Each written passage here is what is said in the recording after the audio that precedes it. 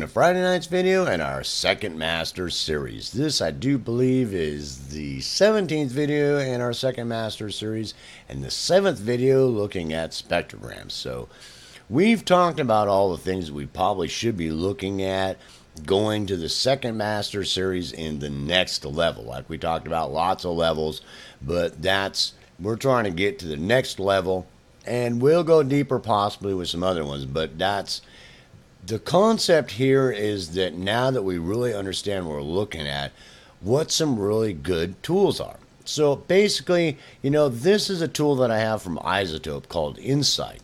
And on the spectrometer, that I can look at this spectrum like this, and I can freeze this to see this over time. Now, not only can I see this over time, but also that I can zoom in here. Once we understand a huge thing to get in your head about a spectrometer like this is to really keep in mind, first of all, that I learned a lot of people just throw their spectrometer in the garbage and run around flying blind because of how things just look like as things are going along. It looks like a bucket of water sloshing around all over the place, and I can't make no sense of that. And they get frustrated. Well, once you really have sat down and understand what you're looking at, this tool is invaluable. You can look at things happening over time, over so many seconds, and so many, hertz, a range of hertz, kilohertz, and a range of seconds to milliseconds to really zoom in. We had talked about how every moment in time is important. And so you being able to come in here and go, look how this is changing. Once you understand the things that we've talked about and you really understand what you're looking at the spectrometer, all of a sudden this becomes some really cool tool, bro. Because now I'm looking at this one part of this chorus. It's like the chorus is basically one section, but it's got all these moments. We talked about how every moment in time is important, and I might have like this part of the chorus, this part of the chorus, this part of the chorus, and this part of the chorus. Well, what's happening there? This vocal is doing what? I'm looking at it, how it's fluctuating. I can sit there and look at it in different ways to zoom in and see what's going on with what, change the color of it, come in and looking at all kinds of different ways to try to zoom in and see what's happening.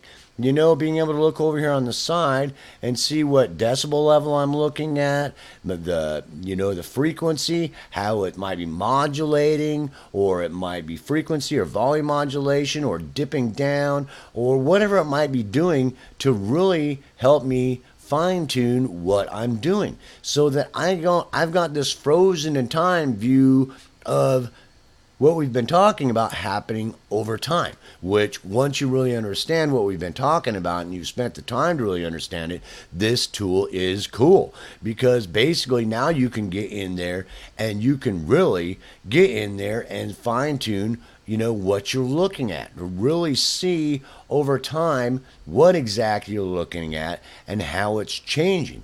Change the view of it, see minor things happening in from one moment in time to the next moment of time, to where when you're looking at it the other way, sometimes it's kind of hard. It's just changing from millisecond to millisecond. You're getting a different picture.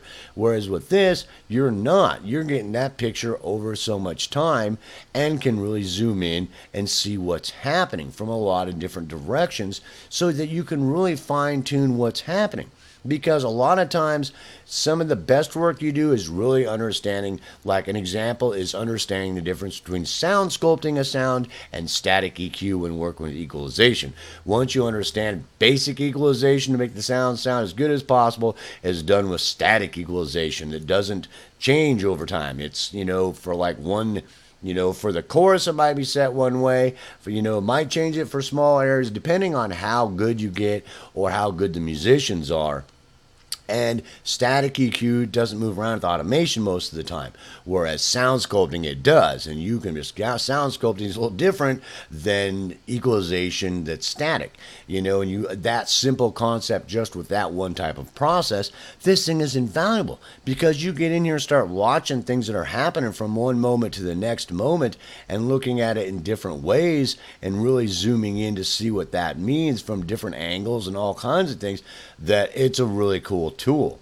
And once you really get that in your head, there's another thing that you can look at, is that this can also, you can do like we've talked about the other way with taps. So, this is using meter taps, and I've got these two different tracks so I can see over time what's happening, so that I can go, okay, what's happening? That's that waveform. That's it coming in. What's it overlapping on top of each other? And if I freeze it, what does that look like over time? I mean, that is so cool. I mean, now you can get in there, you can turn them off and on to see what it's covering up possibly that might be important from one to the other, see what's happening. You can see, well, all that content's getting buried underneath that, over time. Where it is, where it isn't, not just at 1 millisecond in time, but over across the time. You can focus in different ways to try to, have so that you can get a better visualization of them mixed or not mixed and things like that, and it's invaluable. This type of tool is just phenomenally useful, because now I can go in there over time, I can cut one or the other off, and then from all kinds of different perspectives, see what's covering up what the heck is going on? What is that covering when I come in there? When I'm trying to visualize what's happening there, what's going on there? As what's that covering? I mean, I can really, over a period of time, see what that's covering. So I go right here, I got a problem. Right here, this is either the other track stopped, or for some reason I'm getting a spike here on this other thing that doesn't sound good.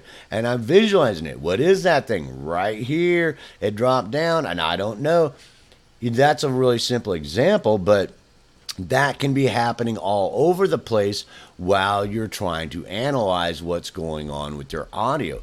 And this, being able to visualize this over time, set a set amount of time, and a set frequency range, and really being able to get in there so that while you're doing all this really good work, taking your stuff to the next level, that this type of a spectrogram can be immensely useful. Because I learned that one of the biggest reasons, and the only reason I bought it at first thing, I thought it looked cool, so I was not going to buy it any dang way, because I thought that was just really sweet.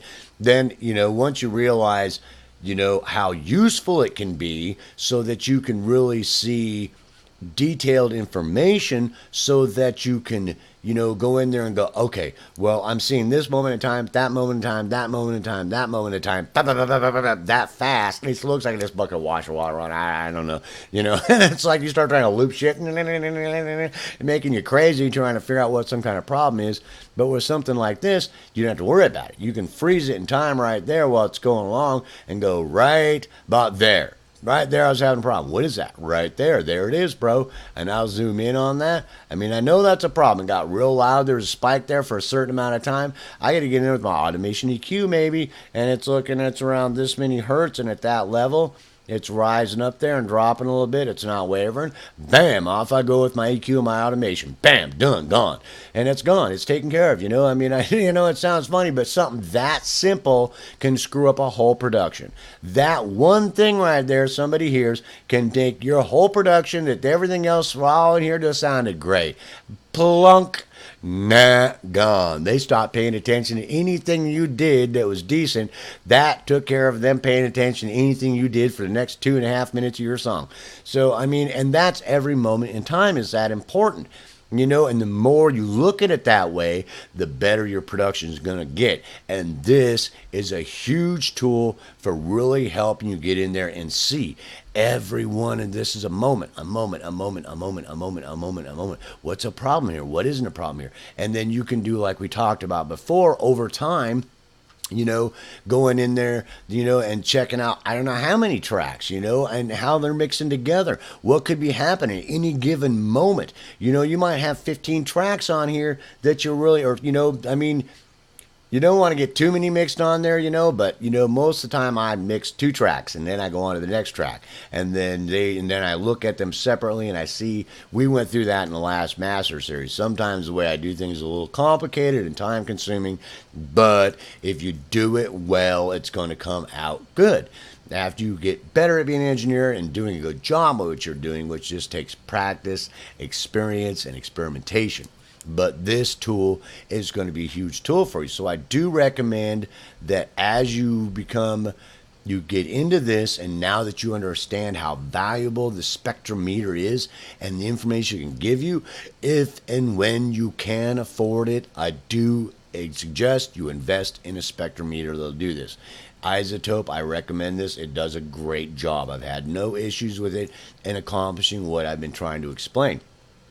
There are other ones also, but this is a huge investment. The spectrometer is one of the biggest analysis tools visually that you have, and I suggest you invest in something like that because, like I said, it's one of the biggest tools you have so that you're not flying blind. That way that you're not walking around with your eyes closed throughout a production. You got your eyes open and you know what you're looking at, and you can get in there and go, what the heck is that right there, bro? What is that going on right there? I can go in there and really get in there and see what that is. It might be causing the issue with something's going on just for that one moment, which is going to be a problem. I learned that a long time ago, that those every moment in time is important, and this tool is going to really help you accomplish the mentality of you seeing your production that way and being able to get you there to be able to work on every moment after you've seen it as important,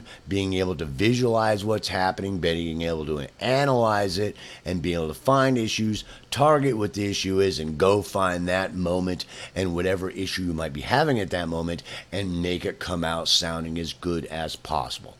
So beside the fact of me trying to explain to you, your spectrometers are one of the most valuable tools and probably the most valuable tool you have to help you not fly blind in the studio. The next level up for you to utilizing that tool is this type of a spectrogram.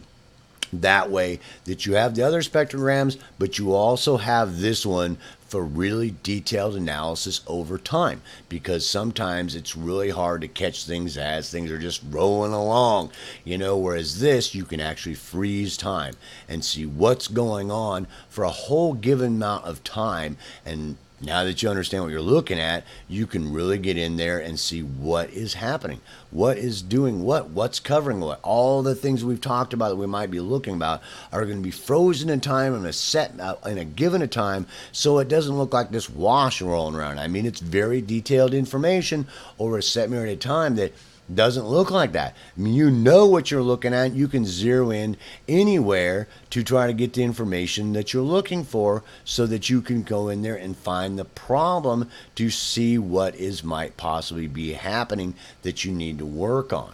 So it's the next investment as far as you getting to the next level that I would highly recommend is a spectrum analyzer that works similar to this or this spectrum analyzer.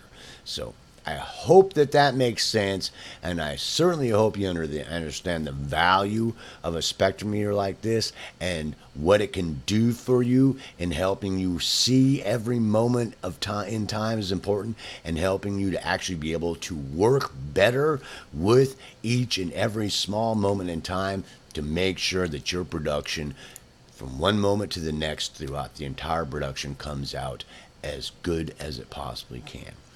Peace, hope, love. I certainly hope you enjoyed this next video in our second master series on spectrograms, and I will see you in the next video.